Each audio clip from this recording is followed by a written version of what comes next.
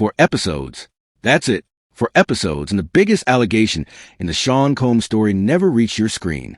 Not because nobody found it. Somebody cut it. Sit with that. Everybody argues about what Netflix showed, and nobody asked the only question that matters. Who held the scissors? 50 Cent said it out loud. 50 Cent said there was more material than 4 episodes could hold, and that entire allegations got pulled from the final cut over Runtime. Runtime, a platform that hands a cooking competition 11 hours, suddenly ran short on minutes when the subject was Sean Combs. The second 50 Cent admitted that this stopped being a documentary story, because now there's a second documentary, an invisible one, made out of everything that got deleted. That's what we're doing today. Not the 4 episodes everybody watched. The missing hours nobody was allowed to. Stay to the end. Because there's one name, a name that appears in that doc for maybe 6 seconds in a photograph as a footnote. And once the pattern is laid out, that 6th second becomes the most deliberate 6 seconds in the series. Act 1.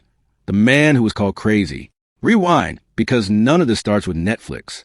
Years before a single subpoena, before a single federal charge, before anybody pitched the docu-series. People were saying these things out loud, and everyone got handed the same punishment. Not a lawsuit, not a denial, a diagnosis. Crazy, deranged, unstable. Orlando Brown is the cleanest example on record. Orlando Brown was a Disney kid, a household face in millions of living rooms. And the moment Orlando Brown started describing what allegedly went on around Sean Combs, the culture didn't investigate. It laughed. Orlando Brown became a punchline, a meme format, compilation videos. Listen to what Orlando Brown actually said. The requirement is you've got to say no to Diddy. Don't bring your girlfriend to a Diddy party. If there's new booty in the building, it's getting got. Read that again with 2026 eyes. That is not somebody hallucinating. That is a warning with rules attached, an entry requirement, a boundary, a consequence. Here's a mechanic nobody talks about, and it's why the crazy label works. When a source gets destroyed, the information isn't deleted. It gets orphaned, technically public, technically searchable, attached to a person nobody will cite. So when it resurfaces years later from a source with money, lawyers, and a Netflix deal, it lands like a revelation. And whoever said it first is still out there, still discredited, watching everybody applaud the second messenger. That's not a conspiracy theory. That's how credibility laundering works. Hold that thought. What gets believed has never been about accuracy. It's about who's saying it. Act 2. The footage that wasn't supposed to exist. The doc landed. Netflix dropped Sean Combs, The Reckoning. 4 parts.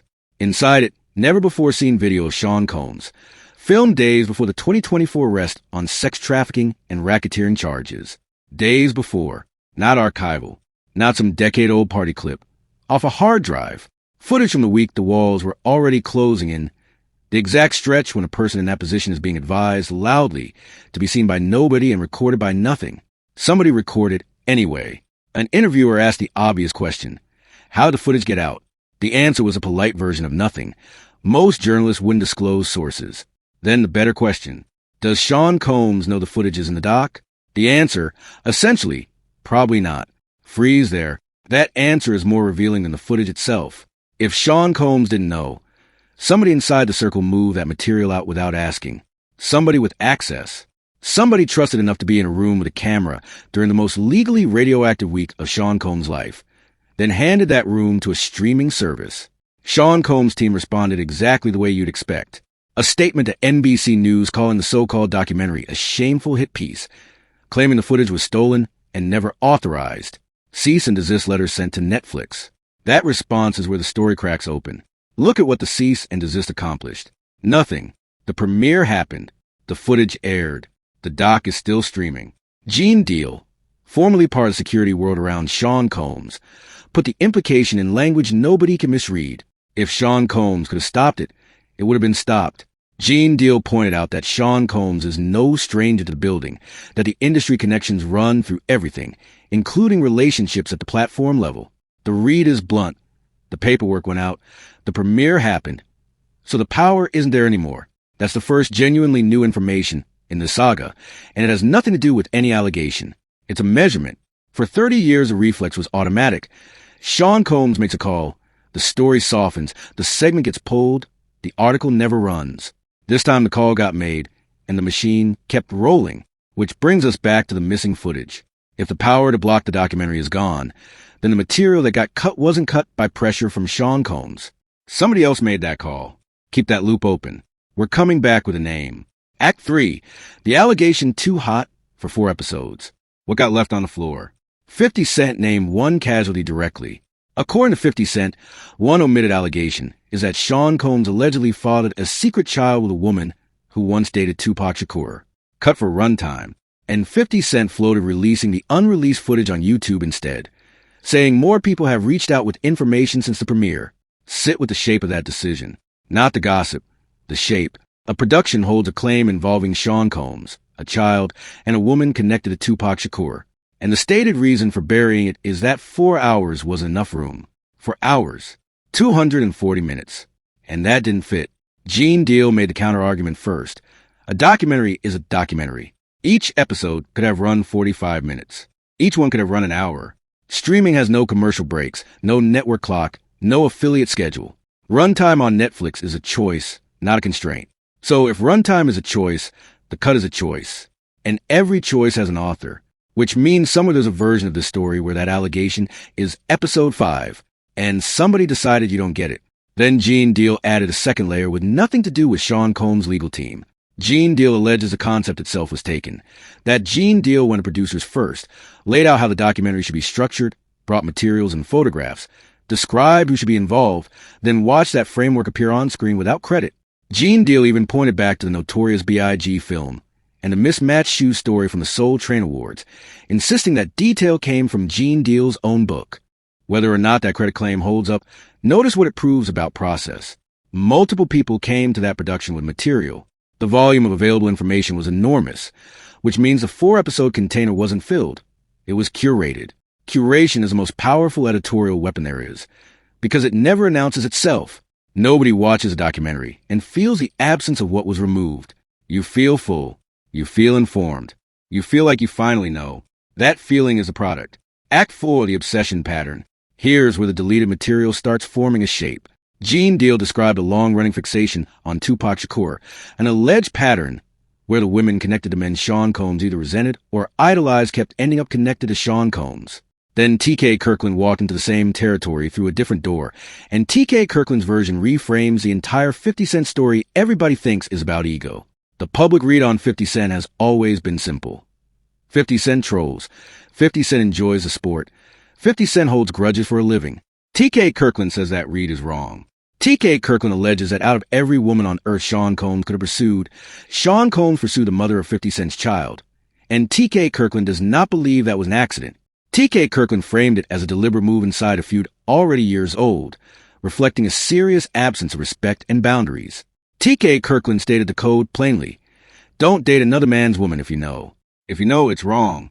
T.K. Kirkland claimed to have never crossed that line with anybody connected to their friend, and made the point that Sean Combs never lacked options, fame, money, access to the whole planet, which is exactly why T.K. Kirkland reads the choice as targeted, not random. Then T.K. Kirkland laid the reputation receipts on the table, as alleged in that conversation. The Uptown Era. Al B. Sure's partner, Kim Porter. Eric Sermon's connection. Tupac Shakur's ex. Every entry follows one template. Not a stranger. Somebody's, to be precise, because precision is the only thing that survives a story like this. These are allegations and characterizations from T.K. Kirkland and Gene Deal in interviews. No court has adjudicated the motive behind anybody's relationship history, and no evidence has publicly substantiated that any of it was strategic.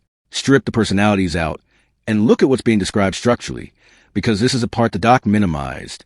Every allegation here is about proximity as a weapon, not attraction, not romance. Position, getting close to the person closest to a rival, then letting the rival find out. If that pattern is real, 50 Cent's decade of relentless pressure on Sean Combs stops looking like entertainment and starts looking like the longest revenge campaign in modern music. One that ended with 50 Cent controlling the camera.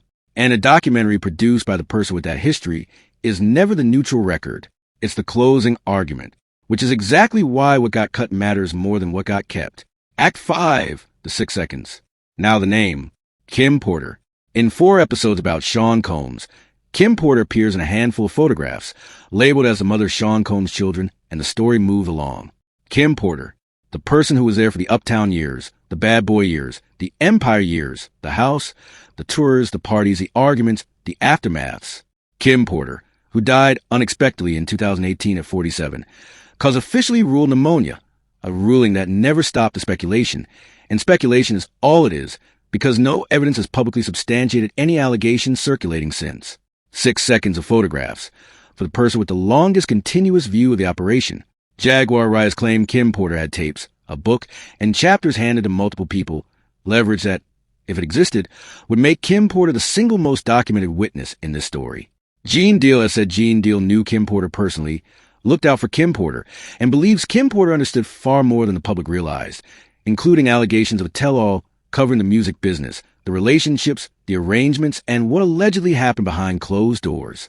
Mark Curry, formerly a bad boy, has alleged monitoring that private conversations of Kim Porter were tracked, and that Sean Combs allegedly became enraged over a phone call between Kim Porter and executive Shakur Stewart, then confronted Shakur Stewart at a party and struck Shakur Stewart with a chair. Mark Curry's reasoning was chillingly casual. If a man will hit another man with a chair over a phone call, what happens at home? Again, allegations. Unproven, stated by individuals, not established by any court. And every one of them is missing from the doc. Now, put the editing question back on the table. For episodes, a woman who allegedly kept tapes, allegedly wrote chapters, allegedly witnessed everything, whose death still generates questions. And the doc's treatment of Kim Porter is a photo montage. Explain the runtime argument again. Explain how the Tupac Shakur adjacent allegation, the Sarah Chapman thread, and the full Kim Porter story all landed in one trash can, and 4 surviving hours had room for none of it. That's not a runtime problem. That's a shape, and shapes are designers. Act 6, the room where nobody gets named. There's a second absence, louder than first. The parties. For 20 years, those events carried a reputation that reached every corner of entertainment. Musicians, actors, athletes, executives, the whole ecosystem. And a 4-part documentary about Sean Combs offered almost nothing about who attended or what allegedly happened. Names barely surface. Details stay soft. The most crowded rooms in the story arrive on screen nearly empty. Jaguar Wright has been explicit about what Jaguar Wright considers complicity, listing figure after figure who publicly dismissed the allegations and arguing that everyone who ran cover should face consequences too. Jaguar Wright named names without hesitation, an accusation, not a finding, and one no prosecutor has endorsed. Compare that to the finished product, where the guest list is a fog bank. The mechanic is not complicated. A documentary that names one man is a story about a man. A documentary that names the room is a story about an industry. The first is a hit. The second is a liability. For the platform, the producers, the distribution partners, the advertisers, every executive whose signature sits on a contract with somebody in that room. Sean Combs, in this framing, is a container. Everything gets poured into one name. The container gets pulled off the shelf, and the shelf stays exactly where it was. Somebody said in one line, Diddy is the fall guy, and there's still a major effort to protect the big names, just like with Jeffrey Epstein. That line is the thesis of the documentary. That doesn't exist. Act 7, the origin story that got skipped. One more omission, and this one changes the emotional temperature of everything. Jaguar Wright argues that fixating on the music industry misses the actual beginning, that whatever shaped Sean Combs was in motion long before any record deal. Jaguar Wright has spoken about what a young Sean Combs may have been exposed to at home, describing constant traffic, strangers coming and going, after-hours activity, adults occupied with adult business, while a child moved to the middle of it. Jaguar Wright's position is that harm may have happened early, long before fame, and that the exposure shaped what came later. Jaguar Wright also pointed to something Sean Combs said publicly, that learning about a father with a hustler reputation brought a sense of relief. Relief. Jaguar Wright reads that word as a window into a value system, a status hierarchy absorbed young, reinforced by a house with films in the background so pimping and hustling as glamour, with a visitor's model version of cool built on money, control, and access. Then Jaguar Wright raised a pattern that closes the circle.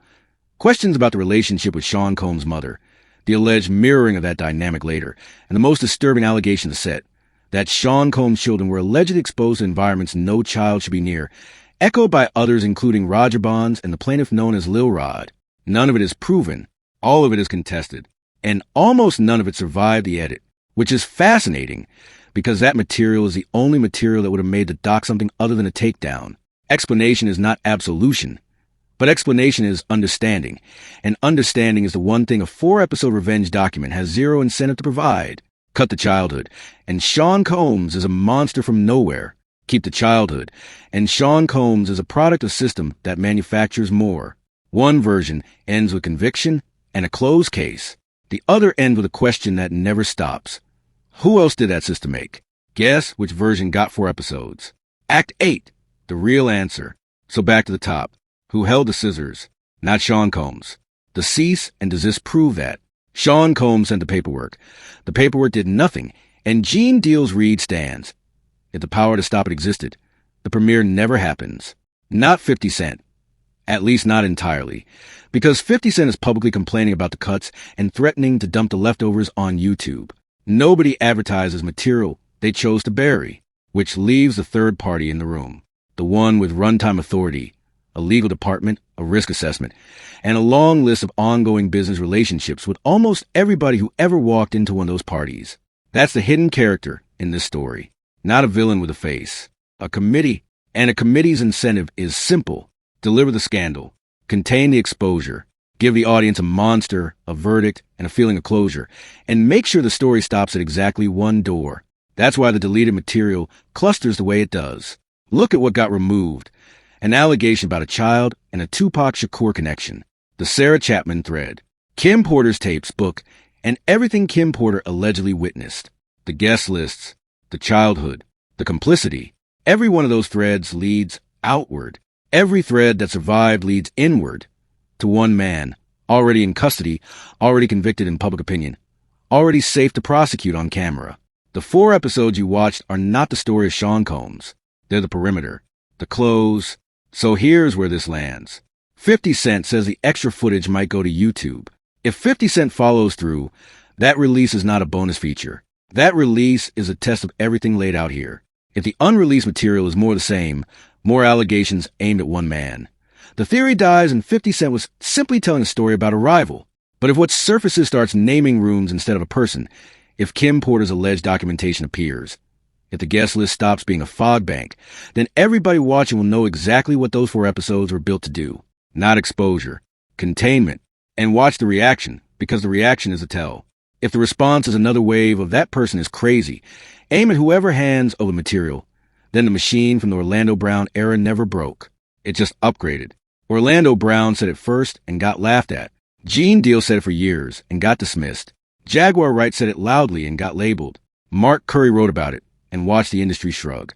Then Netflix said a carefully selected portion of it, and the world called a reckoning. Same information, different messenger, different outcome. That's not journalism catching up. That's a permission slip being issued. So the question isn't whether Sean Combs did what those 4 episodes describe. Courts handle that.